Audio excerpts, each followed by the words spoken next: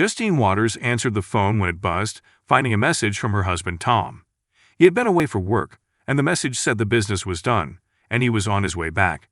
He mentioned dinner reservations at Mario's for their 7th anniversary celebration at 7 o'clock. Surprisingly, the message lacked the usual affectionate emojis. Justine replied, expressing love and anticipation, placing her phone on the nightstand for a response. When none came, she realized she had time to freshen up before meeting Tom. Justine had spent time with a man named Jake Carter. Tom didn't know about Jake, thinking he was back east. Justine, however, learned Tom was returning early and had made dinner plans. When Jake asked about Tom's knowledge of them, Justine doubted it, mentioning Tom's recent social withdrawal. Jake suggested a risky idea, but Justine declined, opting to clean up quickly. She assured Jake that Tom probably didn't know about their affair. As Justine prepared, Jake inquired about Tom's awareness of their child's paternity, but Justine was unsure. She acknowledged Tom's distant behavior, and Jake offered his support if needed. Justine smiled at him, hinting at future encounters, and Jake agreed. Justine then picked a clean dress from her closet, reflecting on the secrecy surrounding her double life. Before, the dress Justine wore was blue and fell to about 3 inches above the knee, featuring a deep, seductive neckline. She believed Tom might have seen it before. If not, she claimed she just bought it. After calling her mother, Justine took a hot shower, brushed her long dark hair, and got dressed, satisfied with her appearance. She kissed Jake, said goodnight, and left for dinner, claiming she'd see him at the office the next day. Meanwhile, Tom Waters, sitting in his Escalade across from Mario's, received a message from a private investigator. It revealed that Justine had left Jake Carter's condominium, her lover for the past year and a half. Tom examined a picture of her in a blue dress, realizing it wasn't the one she had worn to Carter's apartment. Justine was right, he hadn't seen it before. Tom had returned early due to a security breach, urgent and involving a secretive federal agency. Tom recalled the tense meeting with Alpha One, who emphasized solving the problem discreetly. Terrified, Tom agreed, aware of Alpha One's ruthlessness. Unbeknownst to Justine, Tom wasn't just a salesman. He sold and installed security equipment with special circuits, providing intel to Alpha One. The problem Alpha One mentioned was Justine, who had been having an affair with Jake Carter for the past year and a half. Tom had been unaware until recently, consumed by his frequent work travels. However, he had sensed something amiss between them for a while. When he finally discovered the details of Justine's affair, she announced she was pregnant. The lawyer informed Tom that no judge would consider a divorce while Justine was pregnant. If the baby turned out to be his, he'd be obligated to child support despite their prenuptial agreement. The house he owned before marriage was exempt, but Tom gritted his teeth and endured the pregnancy. His temper almost broke when she named the boy Jacob, immediately after birth. Tom, suspecting the child wasn't his, had a DNA test confirming it. Or Justine would soon arrive. He saw a couple at Mario's entrance, recognizing them as meant for him.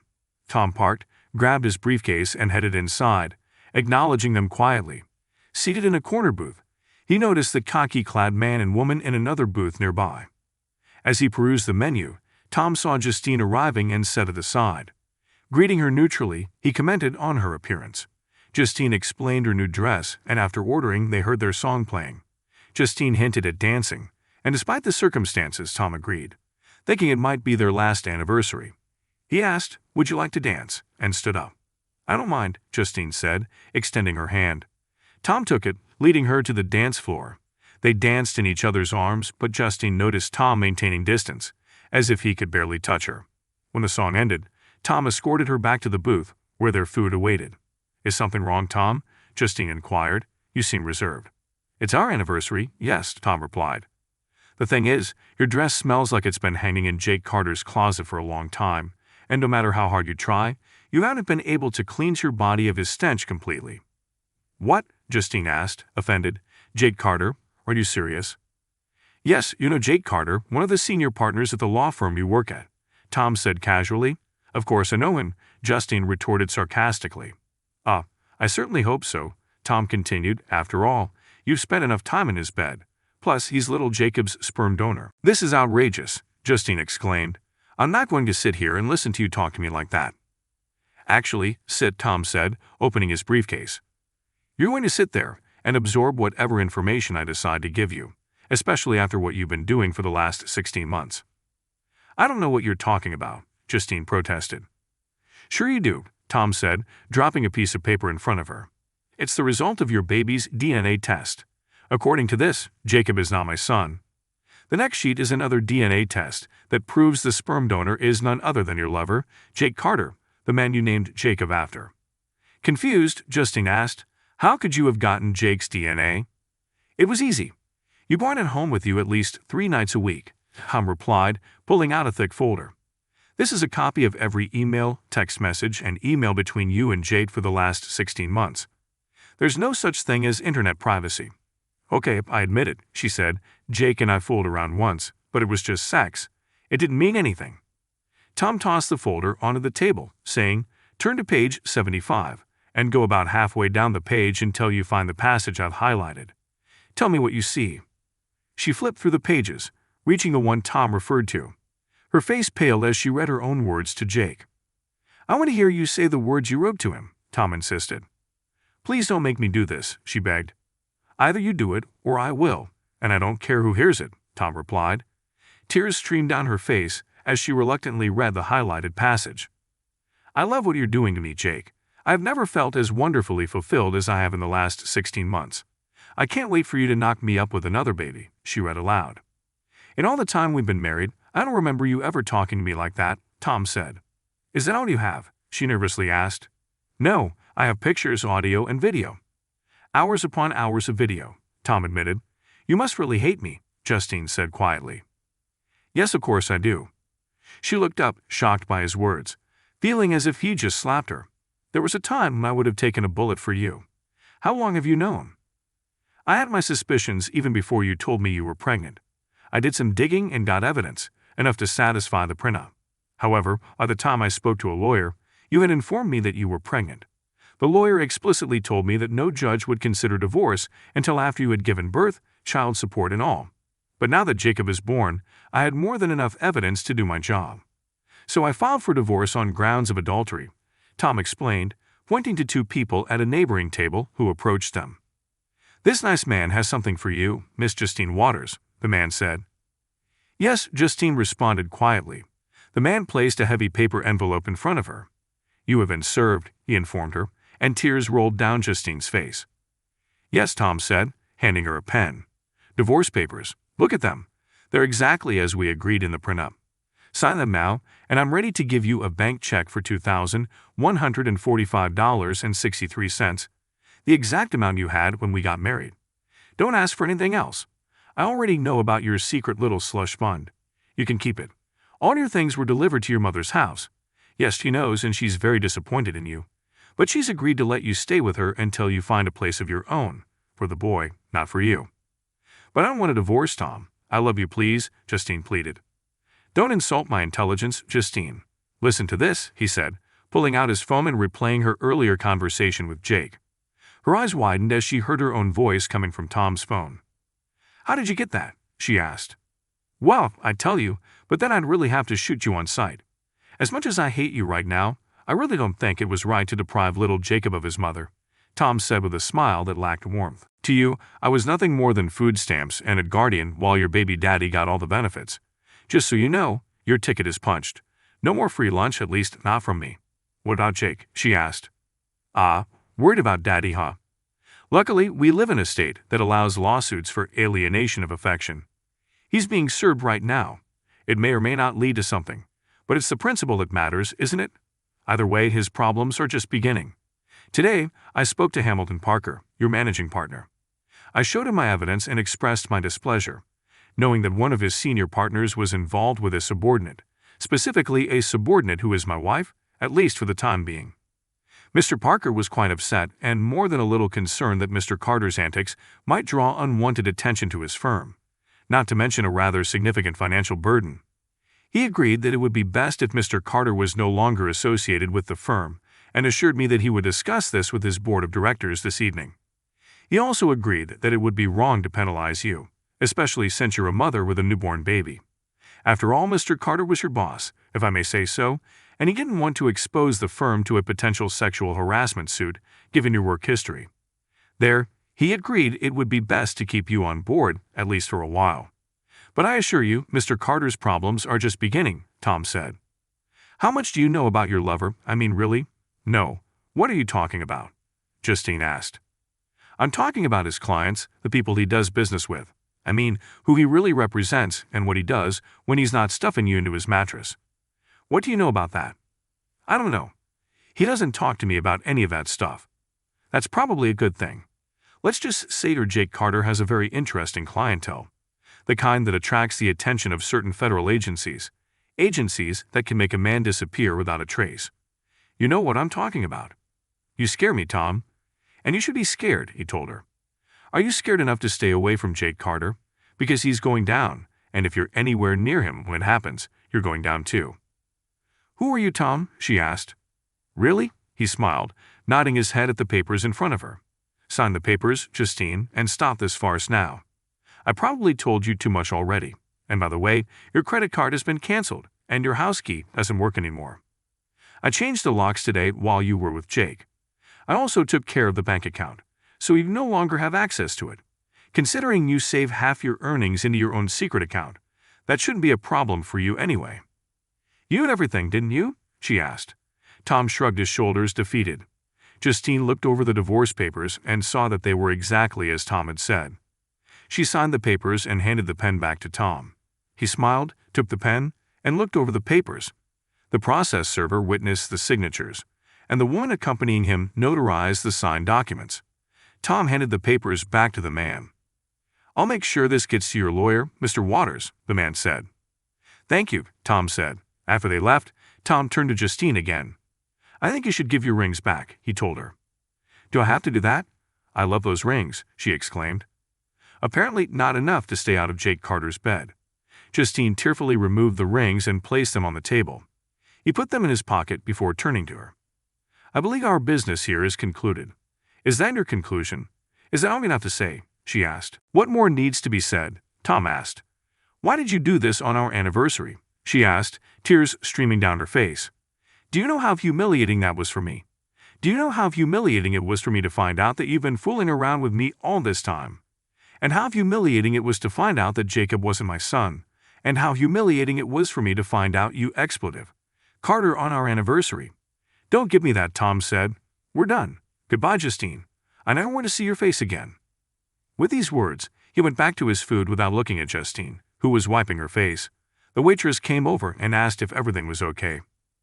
Yes, the food is excellent as always, Tom said nonchalantly. I'll take care of the payment, and I suppose the lady will take her food with her. Please, yes, sir, the waitress said as she left to get Justine's food box. She returned a few minutes later and put Justine's leftover food in a styrofoam container. Tom handed the waitress his credit card and paid for the food while Justine gathered her things. When the waitress was done, Justine looked at Tom. That's it? Tom said, waving his hand. She couldn't believe he had just brushed her off. I'm sorry, Tom. He tore his gaze away from his food before he spoke. Well, we can both agree on that, he said. Now, have a good day. Say hi to your mom for me.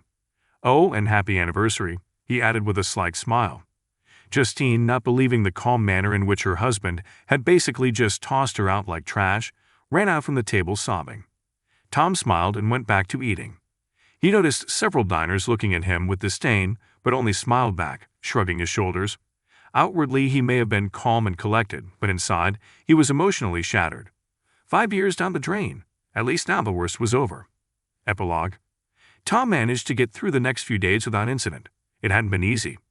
He had once really loved Justine. It pained him to treat her like that, but he decided it was better than acting on his desire to confront her. Then the day arrived when he heard a knock on his front door. In his master bedroom upstairs, he looked out the window to see Carter's sports car in the driveway. He had a hunch that something like this was going to happen, so he made some additions to his home security system at Alpha One's urging. He went downstairs and opened the door. It was Jake Carter, angry, and Tom backed up as Carter squeezed his way in. You son of an expletive. You cost me my job and Justine won't even talk to me. I'll kill you, you expletive piece of expletive. Jake shouted, looming over Tom. Suddenly, 15 tiny red dots appeared on Jake's shirt.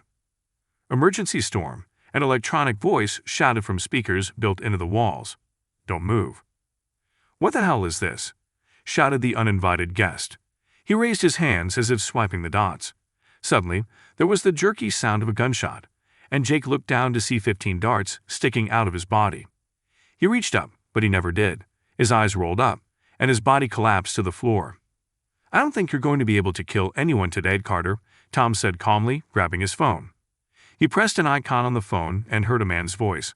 "Operator 715 to 463. Clean up aisle 15. "Clean up aisle 15. Copy that," the man said. Tom pressed another icon, and the systems that had fired a charge of tranquilizer darts at Jake turned and retracted back into the ceiling. When the doors of the systems closed, no one could tell there was anything there. Tom smiled, satisfied that the new security system had worked as announced. A few minutes later, an unmarked white van pulled into the driveway. Several men in TIC suits entered the house and dragged Jake's unconscious body out. One of them grabbed Jake's keys and got into the sports car. A couple of minutes later, the van and Jake's sports car were gone. Tom closed the door and went about his business.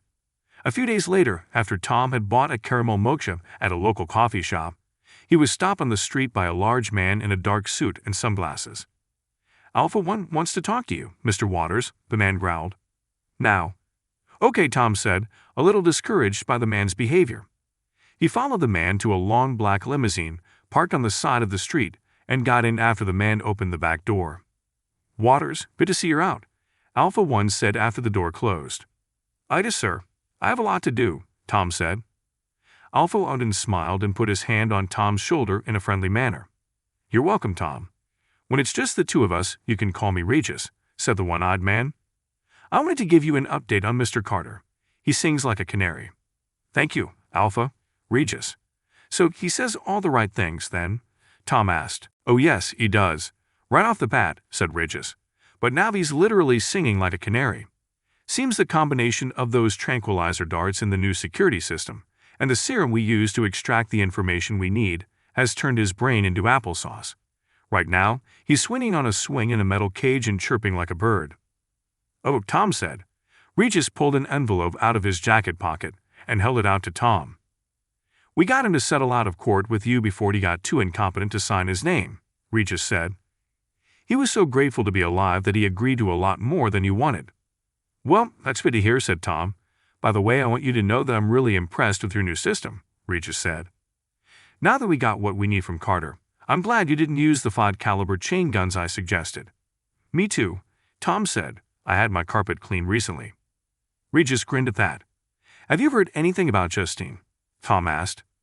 "Yes, she's back to work, although Mr. Parker keeps her on a very short leash." "Did you ever mention to her who you really work for?" Regis asked. "No, Regis, I never did," said Tom. Regis nodded his head. He already knew that from his monitoring devices, but wanted to hear it from Tom in person. "Okay," Regis said. "Well, when your divorce is finalized, I'd like you to come at headquarters. I'd like to introduce you to your new partner." "Partner?" Tom asked. "I've never needed a partner before." "Well, there's a first time for everything, isn't there, Tom?" "Yes, sir, I suppose so," said Tom. "Good," said Regis. "Then I look forward to meeting you." "Me too," Regis said. Tom stepped out of the limousine, and the large man squeezed into the driver's seat. As the long car merged into the traffic, Tom wondered what Regis had in store for him. Most guys usually catch their cheating wives by unexpected encounters or finding evidence. In my case, it was simpler.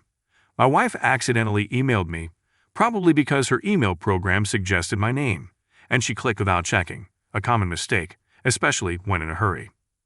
I received a surprising note from my wife after 18 years of marriage, titled about yesterday. Since yesterday was just a regular Wednesday, I was puzzled why Annie emailed me about it. Reading the message, she talked about how wonderful yesterday was and her anticipation for next week, calling herself your lady. I was at work all day on Wednesday, and as far as I knew, Anne was too. We didn't even talk on the phone. Despite her unusual cheerfulness when she came home, the betrayal was obvious. My first thought was to confront her in the evening, demand an explanation or a confession. However, being logical, I considered she might deny the letter's meaning, come up with an alternative explanation, or pass it off as a joke. My unfounded accusations might not reveal anything.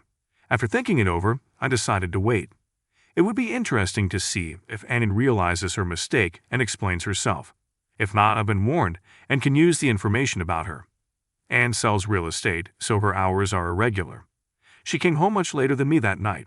I watched her closely, but her behavior seemed normal. If she knew the letter was a mistake, she didn't show it. I didn't hint that something was wrong either. The evening passed routinely, but I couldn't sleep. Instead, I analyzed the problem to untangle the knot. There might be a completely innocent explanation. Acting rashly could destroy our marriage, and I love my wife.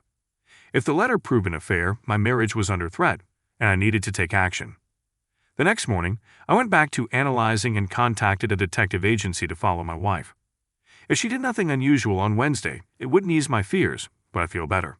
If my fears were justified, I find the truth and take appropriate measures.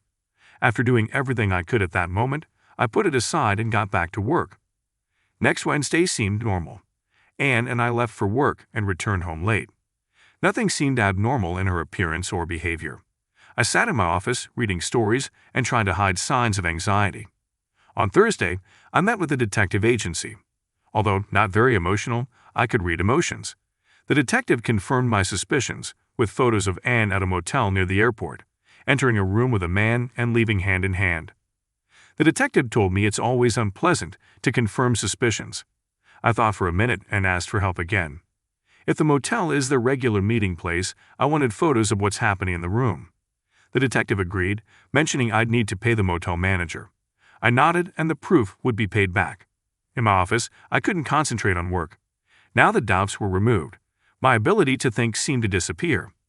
I gave up working and focused on making plans.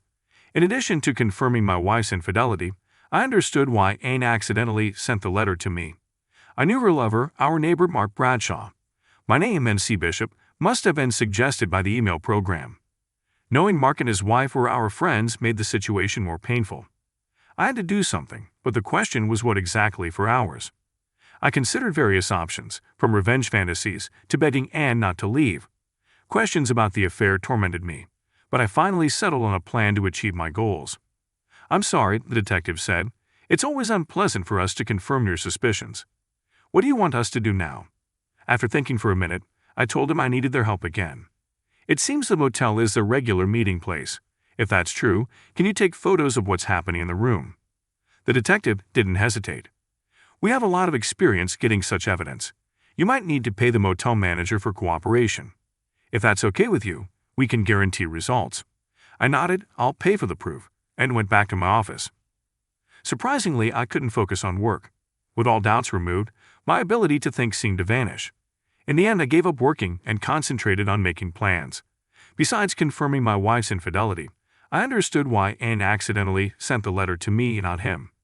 I knew her lover, our neighbor, Mark Bradshaw. Since my name is MC Bishop, the email program must have suggested my name after Anne typed the first two letters. It's careless not to double-check, I thought, but emotions distract lovers. Knowing Anne's lover increased my sense of betrayal. Mark and his wife, Bobby, were our friends.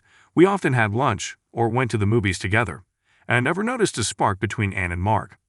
Was I blind or were they good at deception? Anyway, that evening after dinner, I took Anne to the sofa, placed her feet on my lap, and provided her with a foot massage. I explained that I understood she had a challenging day and wanted to do something nice for her. Initially questioning my motive, she soon relaxed as I continued to work on her legs, and a pleased expression appeared on her face. Throughout the week, I waited before taking the next step. On Monday, a sizable floral arrangement with a postcard was sent to her office, expressing appreciation for the best wife a man can have. Although she might have hidden any remorse, she warmly thanked me upon returning home, sharing the positive impression it made on her colleagues. Curious about the gesture, she inquired about the occasion, noting that I had never done anything similar before. I responded by hugging her and expressing my desire to change that pattern. I explained that the idea came to me. Considering what might happen if she had a flat tire on the highway, I wanted her to understand how much her love meant to me. She scrutinized me for a moment, but then hugged me tightly, saying, "That's so sweet of you, darling. It really means a lot to me." I couldn't help but wonder if she felt guilty. From her email, I learned that the lovers were planning a special meeting in a few days. I wanted to disrupt their plans, but this time I felt it might be suspicious if I messed up Anne's car again. So I let her go to the meeting place without hindrance, but followed her discreetly. While she entered the room Mark had booked, I drove around to the back of the motel and entered through the side door. The motel was modest enough, and there were no security cameras to record me turning on the fire alarm in the hallway. I waited outside until I saw the guests being taken to a safe spot in the parking lot. I didn't spot Ann and Mark, but I figured they were in the crowd, probably upset like wet chickens.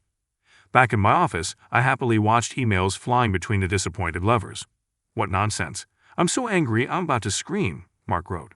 "I'm sorry, but it's not my fault," Ann replied. "Next time, choose a place that won't be a fire hazard." Yes, it looks like my Ann, I thought. When she arrived home from work, I noticed she was still upset. However, her mood shifted from tension to surprise upon seeing the dining table adorned with linen napkins and our fancy china. The aroma of her favorite dish cooking on the stove elicited mock disbelief as she looked at me.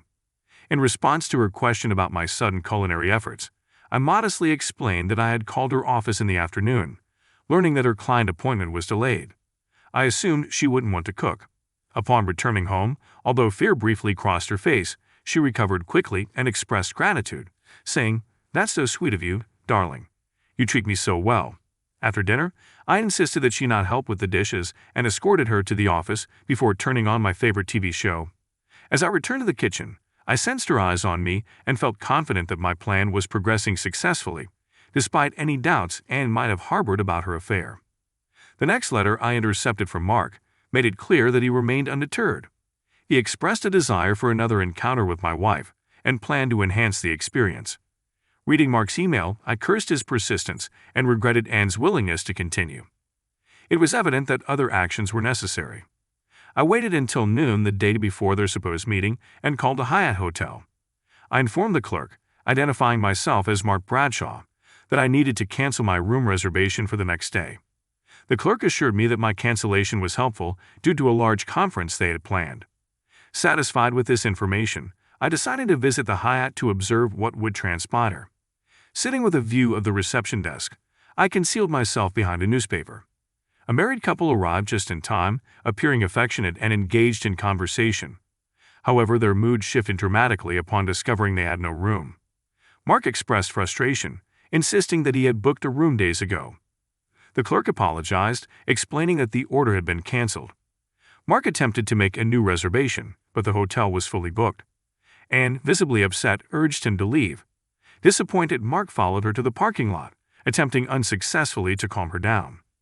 Once both had left in their cars, I thought with satisfaction, my work here is finished. I knew I had to do something. The question was what, for hours. I went through various options. At times revenge fantasies flashed through my head, and I imagined begging Ann not to leave. Questions about why the affair began and how long it lasted tormented me. Anger and self-pity were intertwined. Finally, I decided I not only knew what I wanted, but had a good plan. My plan included two separate actions happening simultaneously. I thought of them as divide and conquer, separating two lovers and winning her heart again. The first part uses my knowledge to drive a wedge between them. The second is an all-out campaign to win back Ann's love by becoming the perfect husband. I'll show her the downside of her relationship with Mark and the benefits of resuming a relationship with me. I made notes listing actions, planning timing, and working out interdependent tendencies. An essential element is keeping them in the dark about my knowledge. It requires restraint, but I felt I could do it. I wouldn't start until I got another report from the detective agency, but I could take steps to prepare. I bought a recording system for our home phones and a voice-activated device hidden in Ann's car. Tapping our home phone closed that communication channel. Although I couldn't tap her mobile, the car was likely where she'd call Mark. I wasn't worried about calls from work. She was unlikely to have a private conversation there. My next step was getting into Ann's email. Her home computer accessed her work email. She protected it with a password, but I knew where she kept passwords. It didn't take long to access it. I arranged for copies of all messages to be forwarded to me. Their affair seemed to be in a honeymoon stage, and my task was to end it as soon as possible. Now I waited for the detective agency to prepare photos of their next meeting. Surprisingly, they presented video and audio along with the photos. An unpleasant surprise. Summoning my courage, I started observing their closeness. Moments to my surprise, there was a display of tenderness and perhaps even love between them. The depth of their closeness was painful, making me question if my plan could really succeed. Regardless, with nothing to lose, I decided to press on. My wife, not very patient and adverse to disappointments, was a key target. I hoped to exploit this weakness to disrupt her relationship with Mark. Simultaneously, knowing her romantic nature, I saw an opportunity for another part of my plan. Having copies of all her emails gave me a clear advantage in planning my intervention. Their next email exchange provided all the information I needed to initiate the first part of my plan. "Are we still on for Wednesday?" Anne asked. "Absolutely. One time, one place. I can't wait," Mark replied. On the day of their next date, I drove to Anne's office, parking discreetly. As soon as she returned from lunch, I casually walked past her parking lot, ensuring no one was around, and then ducked next to the car. In a minute, I unscrewed the valve cover on the tire, releasing the air. Then I drove back home, pondering what she would do without transportation at work. Sure enough, 20 minutes before Anne was supposed to meet Mark at the motel, she called me asking for help. I assured her not to worry and mentioned that my workload was light that day, so I could fix her car. I explained that I just needed to finish one thing before heading over. I waited an additional 15 minutes before leaving, almost arriving at the scheduled time for Anne's meeting with Mark. When I got there, she was waiting by her car, expressing impatience. I apologized for the delay, explaining that the job took longer than expected. As Anne paced in despair, I changed her wheels slowly and methodically. I strategically parked my car behind hers, ensuring she couldn't leave until I finished. After putting on the spare tire, loading the flat one into the trunk, and returning after washing my hands, over an hour had passed since she was supposed to meet Mark. I apologized again, hoping it wouldn't negatively impact her relationship with the client. She resignedly stated, "He just has to understand." During the tire change, I noticed Anne's cell phone ringing several times, but she avoided answering, likely to sidestep a conversation with Mark in my presence.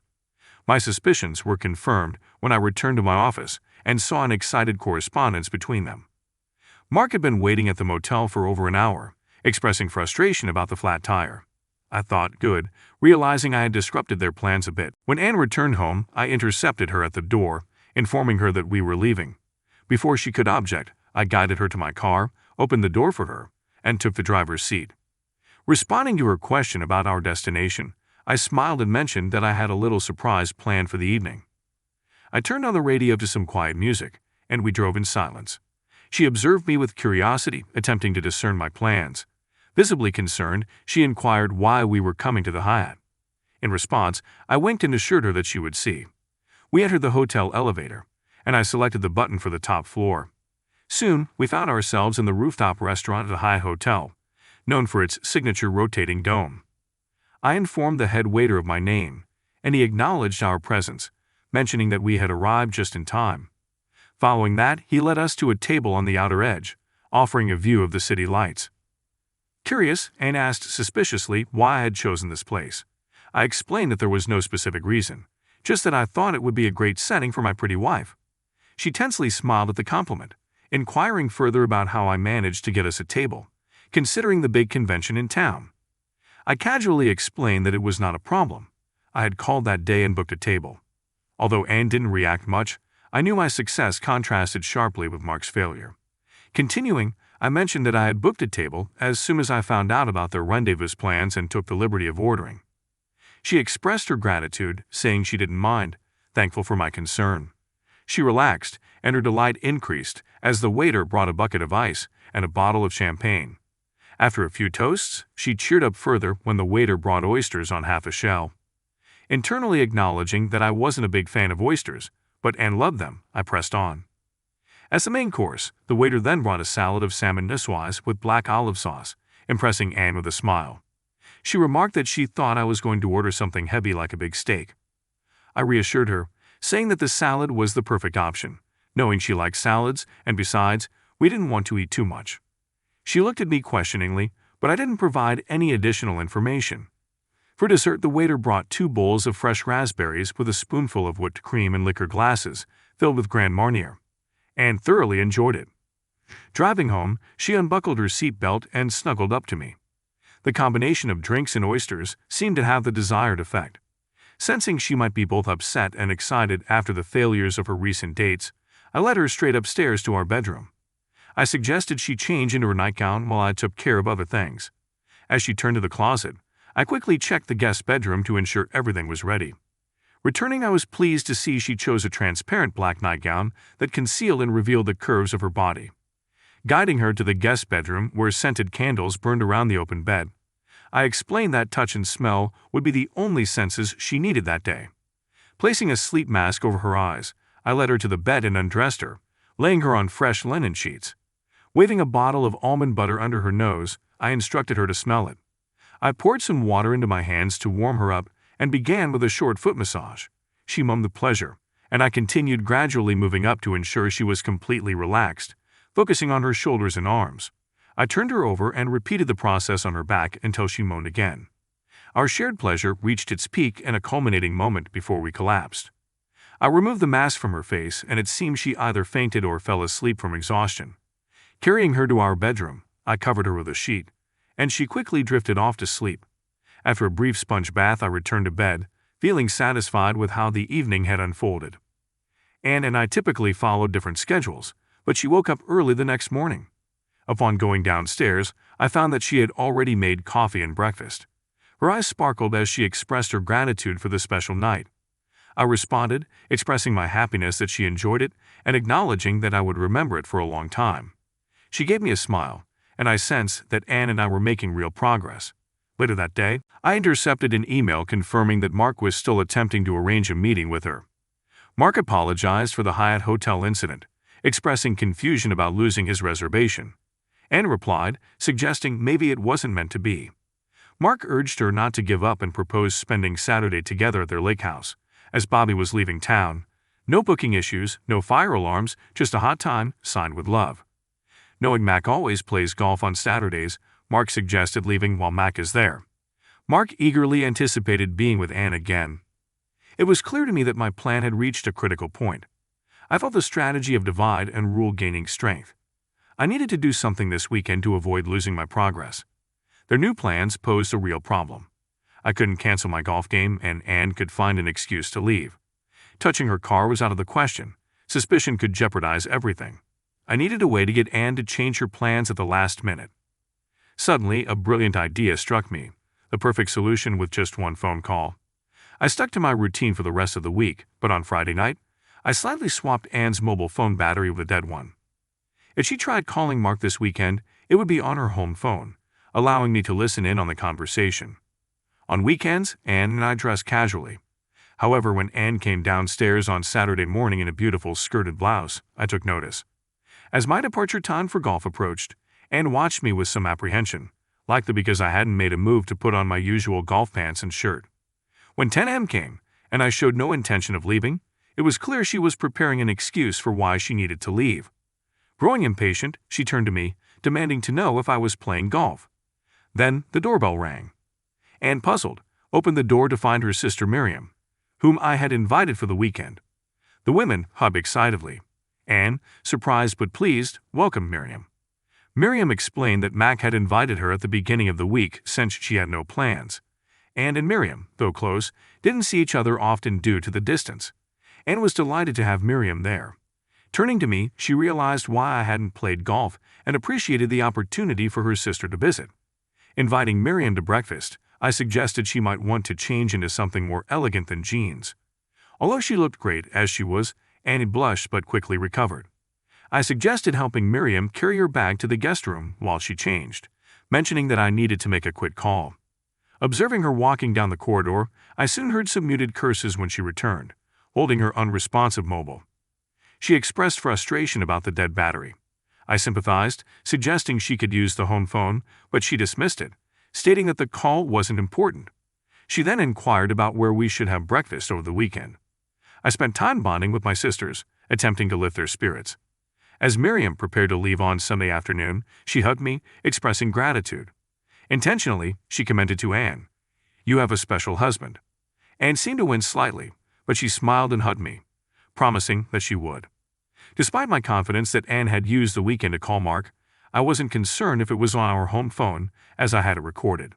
After Anne went to bed on Sunday night, I checked the recording and discovered that the call had taken place early Sunday morning. Anne told Mark about her unexpected sister's visit, explaining why she couldn't meet on Saturday. Their conversation intrigued me. Their disappointment seemed evident, and I felt I had dealt a serious blow to their relationship. Hopefully, this would be enough, confirming my assessment. Their emails on Monday showed. Mark, "Are we still meeting this week?" Anne, "I don't think so, Mark. This is getting too troublesome and starting to annoy me. Besides, Mac has been really nice to me lately, and I feel pretty guilty about running to you behind his back. I think we need to get this over with, Mark. Mark, don't say that. Anne, at least one more time. Anne, no, I'm serious. It's over, Mark. Well, I can't say I'm not disappointed. You're still an attractive lady, but I know what you're talking about. Maybe it's for the best. I don't want to lose Bobby either, but I hope we can still be friends. Anne, and of course, we will remain friends, just not friends with privileges. I achieved success by introducing enough issues into their relationship that it crumbled. Now I only needed to complete the second part of my plan. When Anne returned home that evening, she appeared downcast and preoccupied, occasionally showing signs of tears in her eyes. Not wanting to intrude but feeling the need to address her behavior, I asked with concern if everything was okay and if she was facing any work problems. She responded, "It's okay," avoiding eye contact, and mentioned that she guessed she was just in a bad mood. I nodded, giving her some space. Secretly, I felt triumphant, convinced that she was mourning the end of her relationship with Mark, even though she had chosen to end it. Sensing her sadness, I knew Anne invested emotions into relationships and struggled with the loss. While her mood seemed to settle, I couldn't help but think, Mark is probably with Bobby right now. The following morning, Anne seemed in much better spirits throughout the day. I didn't come across any more messages between Mark and her, reinforcing my belief that neither had changed their minds. It fueled my growing sense of triumph. That evening after dinner, as Anne entered the study, I had an Edgar Allan Poe book in my lap once again when she inquired about my reading choice and what it was about. I replied that it was one of my favorites, The Cask of Amontillado, admitting that she didn't know that one. She snuggled up to me and interrupted my reading to express how wonderful a husband I was. She looked into my eyes and said seriously, "You've been so kind to me in the past few weeks, and I feel very fortunate to have you." Her expressions of gratitude made my heart soar, realizing that I had succeeded. This is the moment I've been waiting for. I gazed at her, anticipating more words from her. She paused, and for a moment, a guilty expression flashed across her face. Her eyes appeared slightly moist. She fervently stated, "I really don't deserve you." In response, I calmly said, "No, I don't deserve you." Then I reached for the desk drawer, adding sharply, I tossed photos of her meeting Mark at the motel onto her lap. Initially confused by the change in my tone, she struggled to understand what I had given her. As she focused on the frames and grasped their contents, she began to wail, "Oh my God, no, no." I handed her a copy of the divorce application my lawyer had filed earlier that day.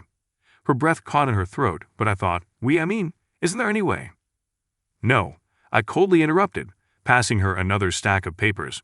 "And if you're curious about Mark, here's a copy of the letter I sent to Bobby tonight, along with the detective's report. I also sent a similar letter to your sister Miriam, explaining why I am divorcing you." She moaned in pain and sobbed again. "I just don't understand. You've been so loving and caring all these weeks. I can't believe you're so cruel right now. Does all this mean nothing?" "My dear," I said evenly, "when you started your little romance, you put an end to all my love for you. That's why I spent the last few weeks trying to end your relationship with Mark. As for how I treated you, well, I wanted to make sure you understood how much you lost when you betrayed me.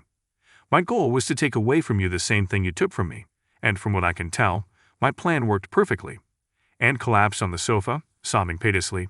Before leaving, I placed the Poe book I was reading on top of the other documents.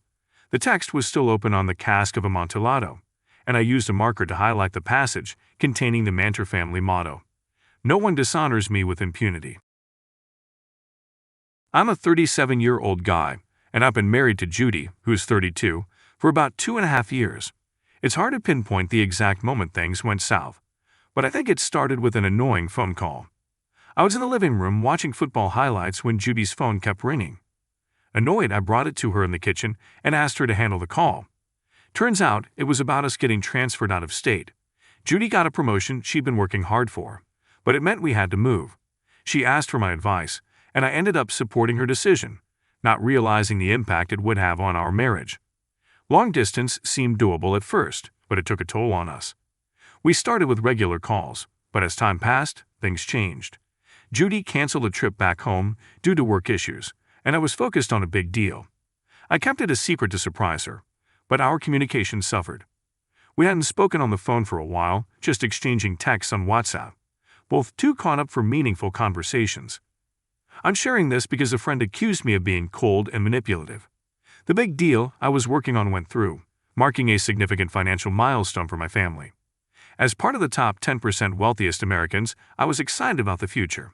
That night, instead of calling her, I planned a surprise vacation, scrolling through WhatsApp. I came across her story with a photo hugging a guy named Henry. He was the first person she hired at her job, and the caption hinted at dark times, revealing angels.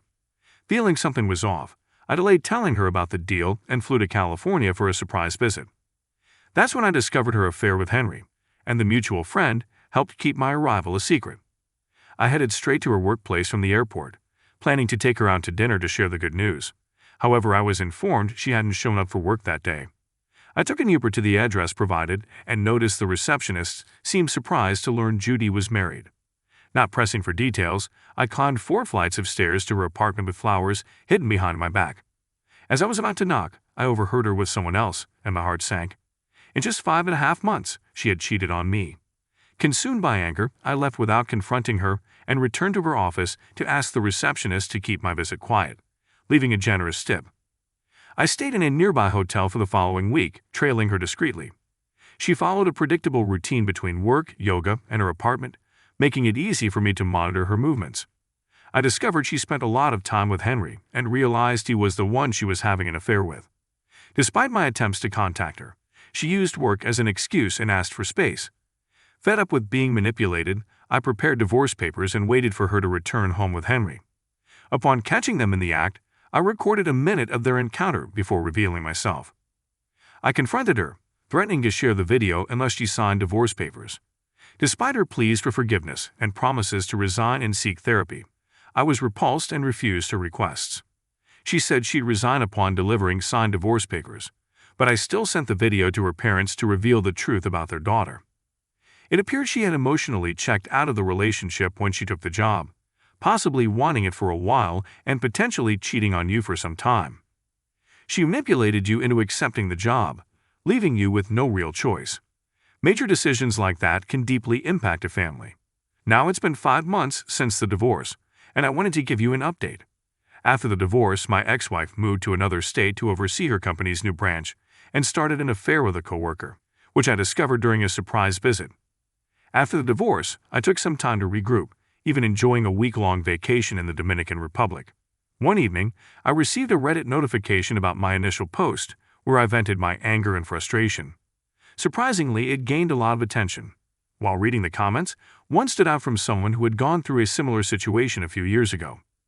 He mentioned feeling miserable for not getting sufficient revenge to satisfy his spirit. Though it might sound strange, exposing her infidelity to her parents and getting her fired seemed somewhat satisfying. However, it felt like I hadn't accomplished much. The last I heard, she was staying in a motel and working at a nightclub, oddly suited for a cheater.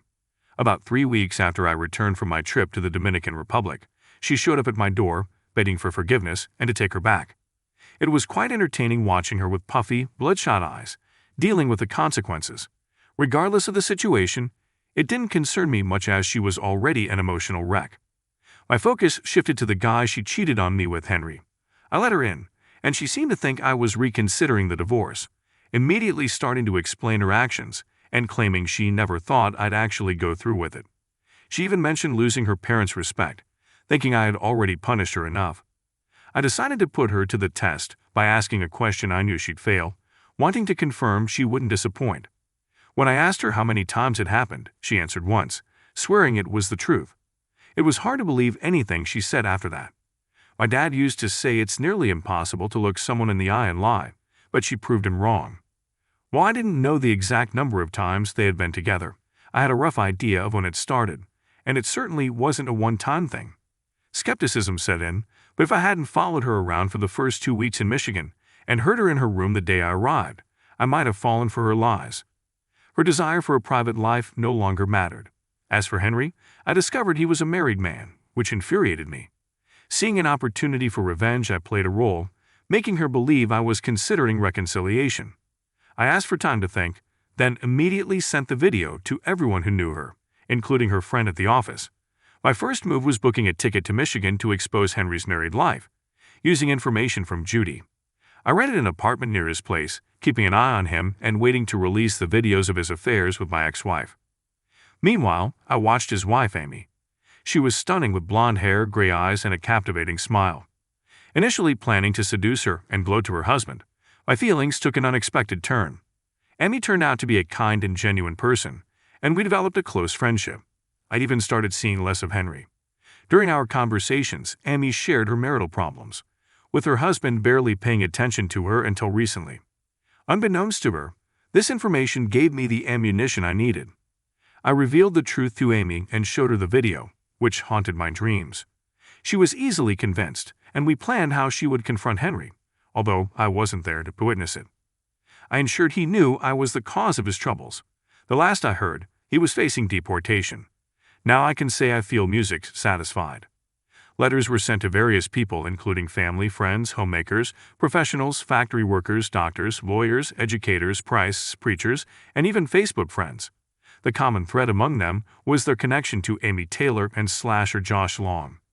The message you're about to read is from Ben Taylor, who is Amy's husband, as well as your daughter, sister, friend, and coworker. I realize that most of you may not know me, and I appreciate your time. I have some information about my beloved wife and her friend, information that some of you might already be aware of or suspect. I've made the choice to eliminate all uncertainty and share what I know. I'm aware that many of you may not like it. Some might even hate it or even me.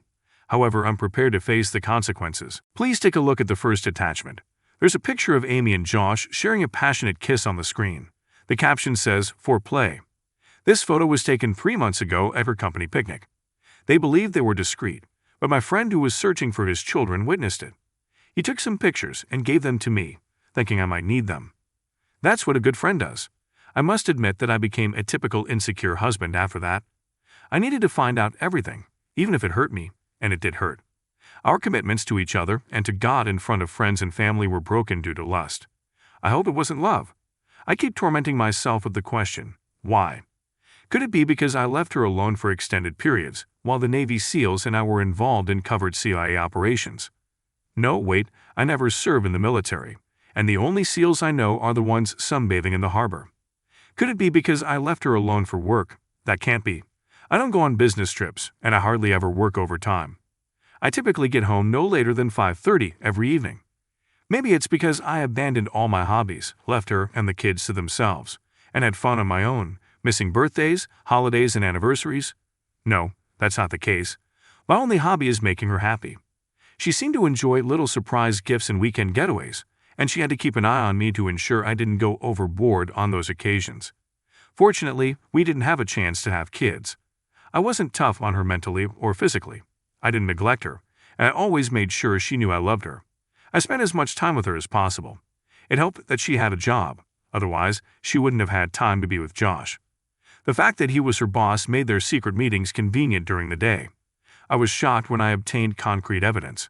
It turned out to be a bit costly, possibly even illegal, but I didn't intend to use it in court. I decided to take the matter to the court of public opinion. It's evidence of their affair, of course. The following attachments are explicit, so please don't open them if you think they might offend you. The next 2 images popped up. The first showed a top-down photo of Amy looking up at Josh lovingly. The caption read, "She's really good at this." The second was a series of images of them in bed, their faces reflecting desire and happiness. Below was the caption, "What she didn't do for me." I apologize if this offends you, but I needed to remove all doubt. Why am I showing you these pictures? Because I've filed for divorce. Many of her friends have asked if I'm sure about this decision, if it's a mistake, if we should see a counselor, if she's sorry, if it won't happen again, or if we should try to forget it. Her mother, whom I loved as my own, won't try to make me change my mind. Her father, whom I respect but never truly loved, will attempt to reason with me. I'm sorry for involving all of you in this situation. My strongest desire is for you to leave me alone. This is primarily between my wife and me, well, not entirely. I didn't account for Josh. I owe an apology to his wife, Sunny. You didn't deserve to face this, or to your 2 children who are 8 and 5 now. Perhaps he'll change and you can forgive him. It's your choice.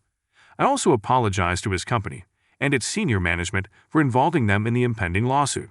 In the end, all their meetings occurred in their office. I believe the supply staff now knows why there's a couch in his office. Just a suggestion, If you're giving that couch to someone else, make sure it's thoroughly cleaned first. I may not be able to use these pictures, but my attorney can obtain statements from their coworkers. I highly doubt they'd take responsibility for the company. In any case, many people will have difficult times ahead. To sum it up, here's why I chose to handle it this way. To eliminate all uncertainties and not waste any more time. After all, a picture is worth 1,000 words, isn't it? Amy is about to be served with divorce papers, and it should happen any moment now. I'll try to start a new life without her. Amy, I'm sorry if I couldn't meet your needs. If, from the beginning, you had told me about your feelings for someone else and left, it would have hurt me, but I would have respected your decision. Instead, you chose to have your cake and eat it too. Well, the cake is gone, Amy. I'm pretty sure you'll regret it, or maybe not. Maybe you're relieved I found out so you and your lover can live as you wish. It's over between us. I moved out, taken what I needed, and everything else is yours. All communication will go through my lawyer, and I've made up my mind never to speak to you again. I don't want explanations. I don't want to know why. I don't want to hear about second chances, as I won't even consider them. Go ahead, Amy, leave me be. The entire office was shaken when Amy let out a scream and fainted at her desk upon seeing a picture of Josh with a knife through it. Co-workers rushed to help her, and soon the news spread. An email containing the shocking information had been discovered by one of the administrators. Work came to a near standstill. Josh, unaware of the commotion, was startled to see the HR director standing at the door. Is it true? The director asked without preamble. Is what true? Josh replied, baffled. The director entered the room and closed the door behind him with a slam. Is it true that you and Amy have been having an affair here in the office? Josh turned pale, and the director could see he might faint. It was a clear confirmation. You've been a fool. Do you realize the damage you and Amy have caused? Many of our major clients are religious charities. How do you think they'd react to the news that 2 of our senior employees engaged in inappropriate conduct on company premises during working hours? After a brief pause, the director continued, his breath heavy. I've just come from a meeting with senior management. The CEO called and demanded verification. He's already received calls from the Archbishop, the president of a Baptist charity, and Rabbi Fredman. Things are not looking good. He paused again and then stared at Josh. I want you out of here in 15 minutes. You are suspended pending an investigation. No, wait, make it half an hour. As we speak, Amy is being escorted out of the office, which you haven't seen yet. Check your email for the message her husband sent, the director added as he left. Josh's hands trembled as he hit the button. What had started as a casual secret affair was now causing chaos in their lives. He had hoped it would remain fun and hidden from everyone, but their feelings for each other had intensified, leading to promises that their spouses wouldn't discover their infidelity. He realized that Sunny, Josh's wife, must be in a desperate situation. Oh my God, Sunny! He exclaimed loudly and quickly dialed her number. To his surprise, she answered the call, seemingly calm. Maybe she hadn't seen the email yet. Her voice, cold and emotionless, broke the silence. Is it true? She asked. Is what true, sweetheart? Josh replied, aware that he had no other option. Josh, you have one chance to tell me the truth, just one. If you deny it and I catch you in a lie, our conversations will be handled by lawyers. Still, is it true?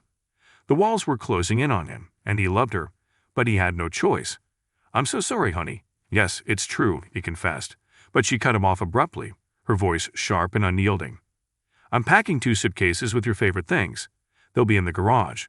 Come get them while I pick up the kids from school. I go myself, but at least one of us has to act like the responsible adult here, especially when there are kids involved. For now, I'll tell them you had to leave for a business trip. Understand one thing. If I decide not to attempt to salvage everything, you'll be the one explaining to our kids why Dad doesn't live here anymore. They won't understand now, but they will in a few years. I hope it doesn't push them away from you. I'm leaving. Please don't attempt to reach out to me.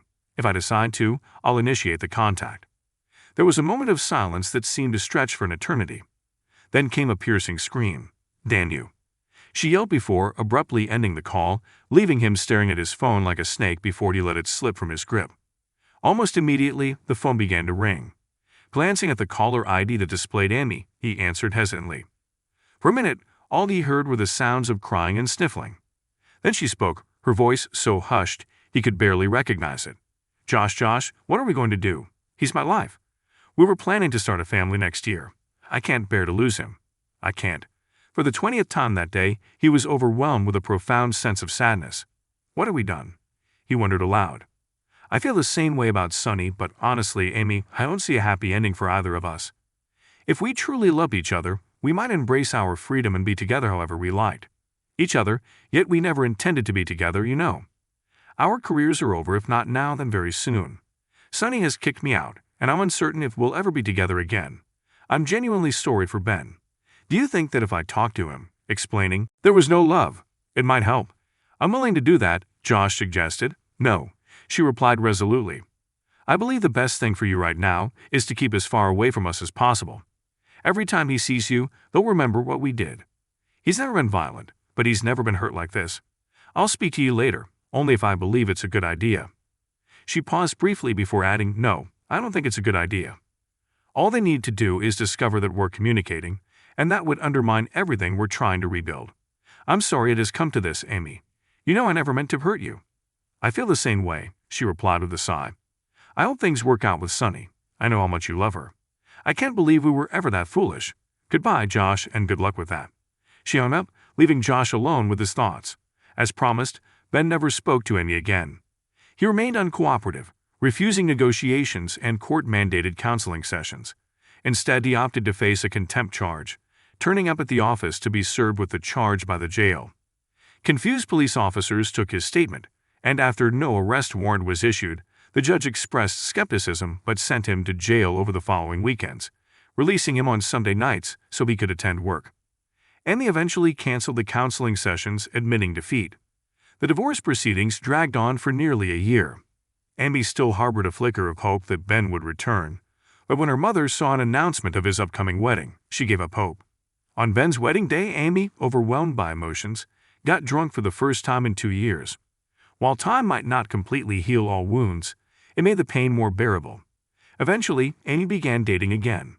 She had 2 serious relationships that ended without her sharing her past, but she finally met a man who loved her enough to let the past remain behind and focus on the future. They married, and they were happy. Amy was cautious in her interactions with other men, particularly at work. Her colleagues jokingly referred to her as a nun because she rarely attended social events and kept her conversations with men strictly work-related. 2 years after her wedding, she unexpectedly ran into Ben. He had left town after reaching a confidential settlement with her former company to avoid a court case. He was back in town for his sister's 25th wedding anniversary celebration. Amy saw him sitting on a park bench by chance. Initially, she wasn't sure it was him. He appeared thinner and had some gray hair. She considered speaking to him to finally apologize for her actions but changed her mind when a tall woman with fiery red hair approached, holding a boy around 2 years old and a girl of about 6 or 7 years. The girl had red curls like her mother's, and the boy had dark curls. The girl leaped into Ben's lap, and the woman took the younger one in her arms. Ben rose, holding the girl, kissed the woman, and left. Amy realized that she had caught a glimpse of the future that was supposed to be hers and wiped away her tears. She returned home to prepare her husband's favorite dinner. Josh and Sunny managed to reconcile after 15 months of separation. She insisted on counseling both individually and as a couple, and they also established a rigorous prenuptial agreement. Josh apologized so much that Sunny eventually lost her patience and warned him that one more apology would lead to her departure. Josh transformed into a different person, rarely leaving Sunny's side, and he became a devoted family man. His new job paid less than his previous one, but he received raises and bonuses for his hard work. It took him 6 years to regain his footing, and Sunny continued to work to make ends meet. Despite the reconciliation, she refused to give up her job.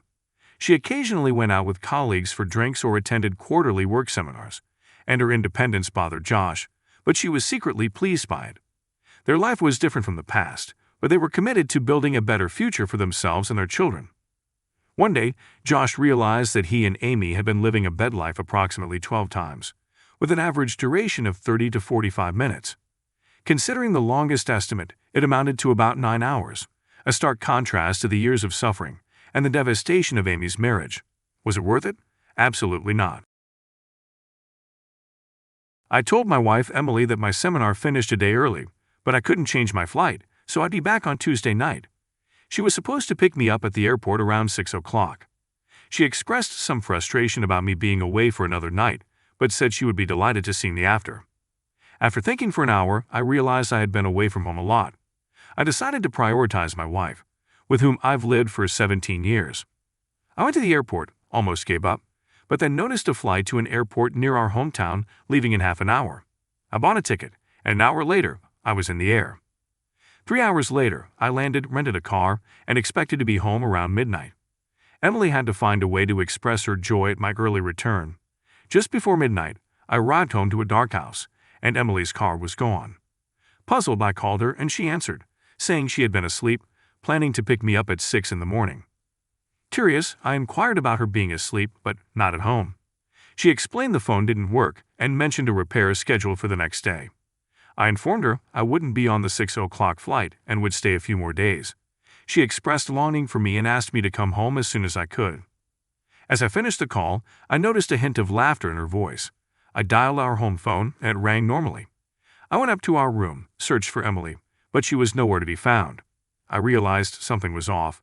The next morning, I moved the rental car and saw Emily's car pull up with a man driving. I hid and they entered. Emily mentioned getting ready for work, and they exchanged suggestive remarks. Her boss, Mr. Boss, suggested she spend the night with him, going out for dinner and returning by 8 o'clock p.m.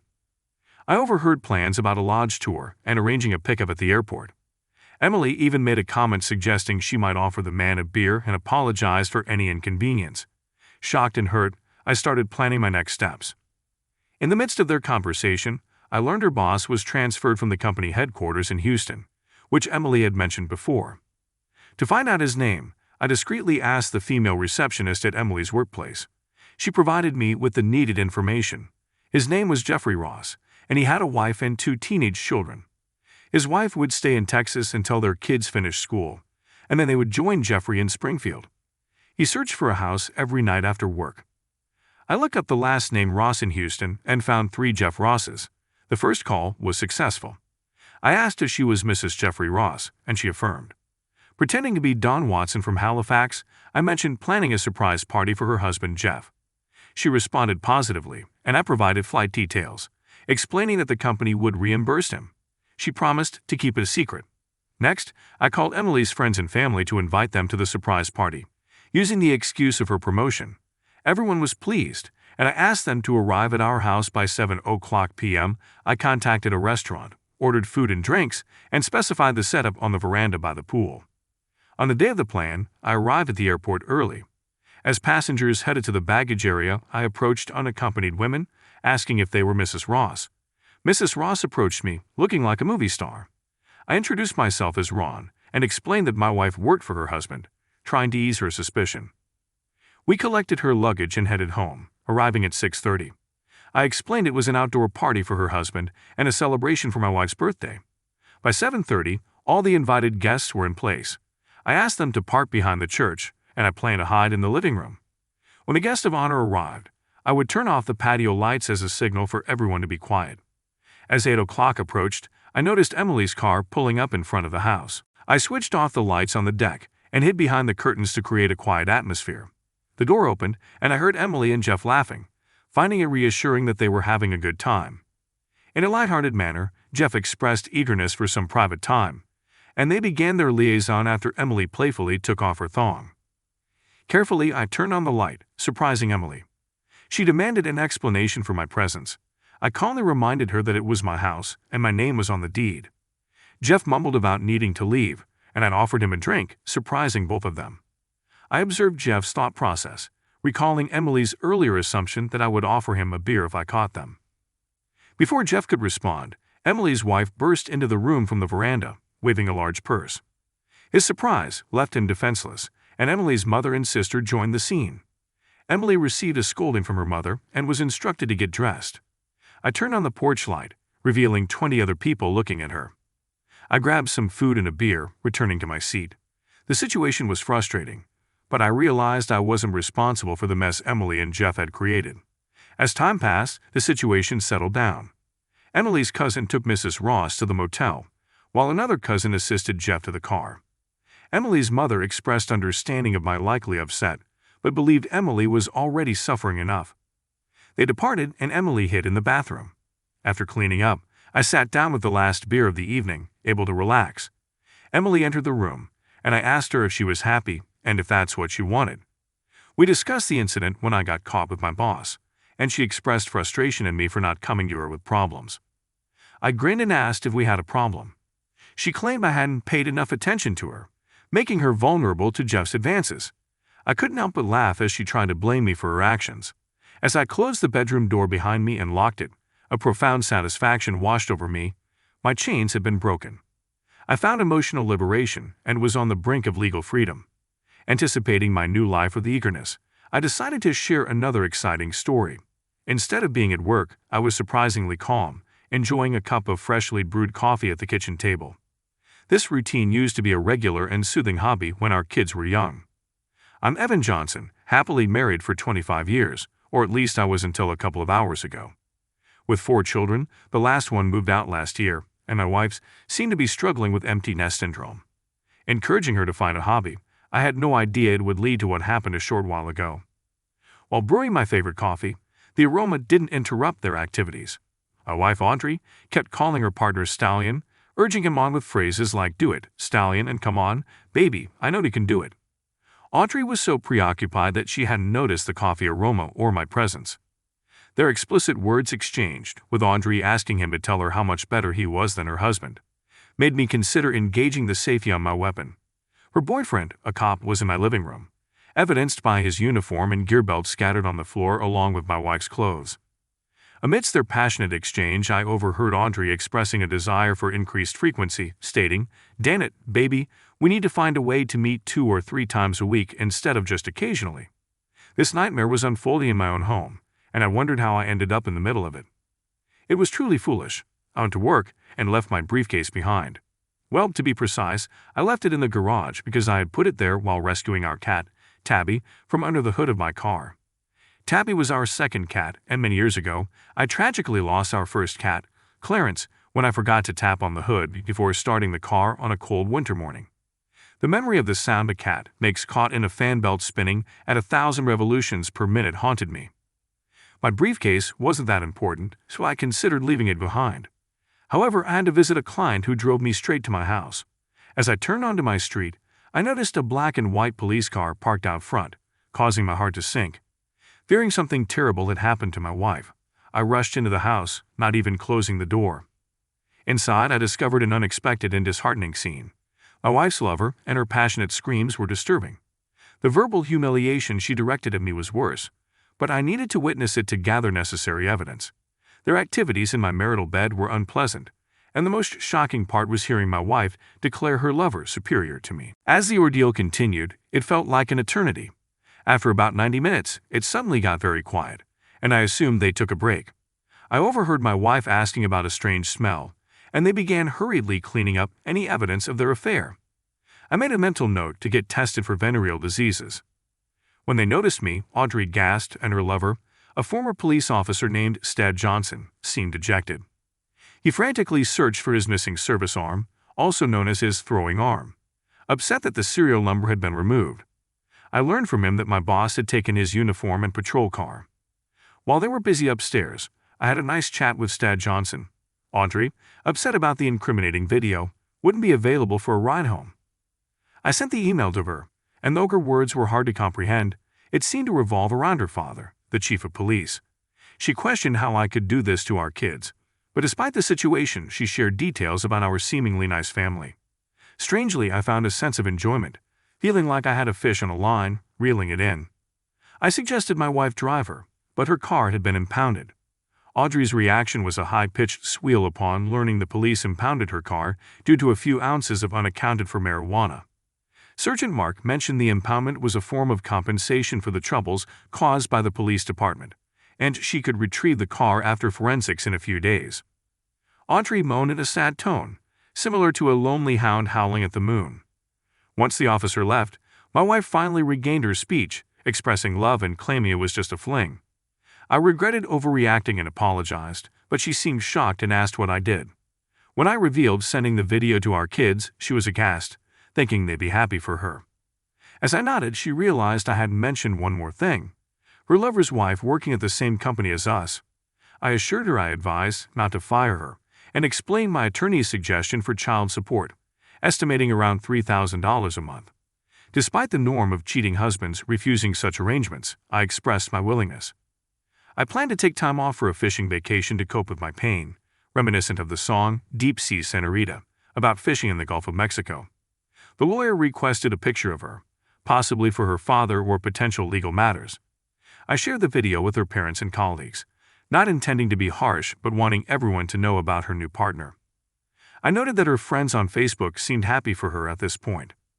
Audrey had almost shut down, sitting on the floor wrapped in her sheets, crying, shaking her head and murmuring, "This can't be happening to me." "All right, dear, it's time to get dressed and prepare your bag. Your parents should arrive soon to pick you up." "Pick me up?" "Well, of course, you'll need a place to stay. The house will have to be sold as part of the divorce," I told her. "Later divorce? You seem to have some questions, dear." "That surprises me. What did you expect would happen when I found out?" "Well, you didn't anticipate getting caught. Should we keep having this pointless conversation for a few minutes?" It was quiet upstairs. She didn't utter a word aside from the occasional sob. "Why is it that cheaters always cry when they get caught? It's a terrible thing. If getting caught is so unpleasant, then please don't cheat in the first place." About 10 minutes later, she came downstairs dressed but without her suitcase. "Evan, honey, we're really." Then I heard the car of her parents pulling up in front of our house. "Farewell, Audrey. As always, I held the door open for her, being a gentleman." That was a fun story. Now let's move on to another exciting one. Stay tuned and let's dive in. That evening didn't go as expected. The house was eerily quiet, and I couldn't find my wife, Helen, or our kids.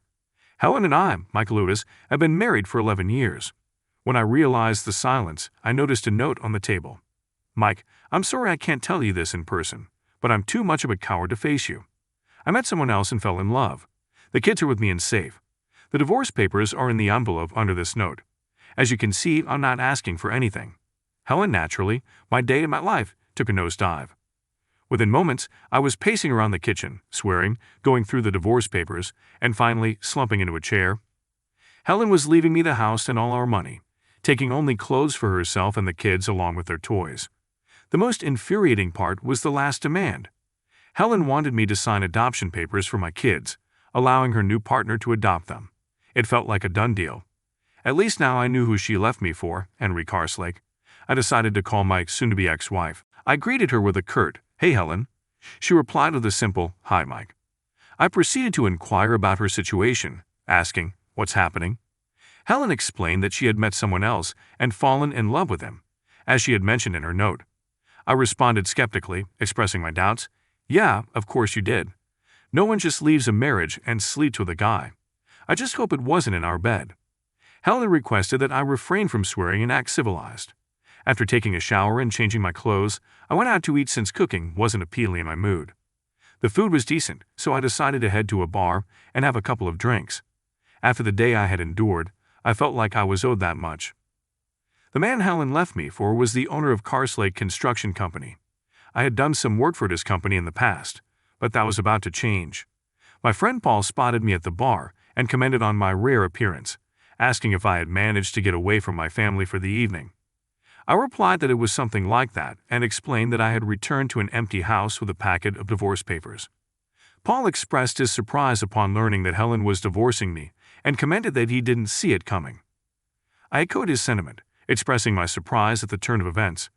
I mentioned that she had moved in with Henry Carslake, and Paul was astonished, asking if it was the same Henry of Carslake Construction. I confirmed that it was indeed the same person and shared my suspicion that she was in love with him. Paul inquired about my plans, and I declared that I was going to give her a divorce, since she didn't want anything from me. I explained that there was another form she wanted me to sign, but I had already discarded it. Curious, Paul asked about the nature of that form, and I explained that she wanted me to give the kids to him for adoption, emphasizing that it was not going to happen. Paul shook his head in disgust and made a remark about Carslake, to which I added defiantly that I had been scheduled to start working for him on Monday, but had decided to find another job instead. In the end, I signed the divorce papers despite Helen's attempts to persuade me otherwise, and she eventually gave up. When the divorce was finalized, Chloe was 10 and Lee was 8. I wanted to get back at Carslake, but I didn't want to land in jail for it. I never showed up for work on Monday, and strangely, no one seemed to press me about it. Part of my revenge on Carslake occurred without my involvement. Word got out and most local contractors refused to work with Carslake Construction. They saw how he had treated me, so they refused his projects. While Henry found other contractors, they were subpar, and the work quality suffered. After 6 months, my divorce became official. 3 months later, Helen and Carslake got married. I took care of the kids for a week while they went on their honeymoon. I didn't do it to help them. I just figured a week was better than the limited time I had on weekends. What bothered me was my daughter, Chloe's question. "Daddy, why did you send us to live with Mom and Henry?" "I didn't send you. Your mother took you because she doesn't love me anymore. If it was up to me, you could have stayed here," I responded, clarifying that it wasn't my choice and that I planned to discuss it with Helen. When Helen arrived to pick up the kids, she seemed tanned and cheerful. I told Helen to stop lying and urged her to tell the kids the truth. I warned her that if she didn't, I would. I mentioned that the kids knew I didn't ask her to take them in, and that I'd fight for custody if I could. Helen walked away in frustration. Life as a single man felt strange after being married for so long. Some friends tried to set me up on dates, but I didn't feel like dating. I wanted love but wasn't in the mood for dating. Little did I know that my life was about to change. My neighbors were Gary and Emily, who had moved in just after Helen left. Their house was a good deal for them, but needed a lot of work. Emily worked as a secretary, and Gary was a retired army man. We got along well, and they seemed like a nice couple. Whenever we crossed paths, we had friendly conversations. Tragedy struck when Gary had a sudden health crisis at work. Paramedics and a doctor arrived quickly, but Gary was pronounced dead at the scene. The autopsy revealed he had died from a subdural hematoma. Emily was left in distress and alone. I offered her my sympathy, and since her parents were on vacation, I walked her home and poured us drinks. I listened to her as she sobbed and shared her future plans.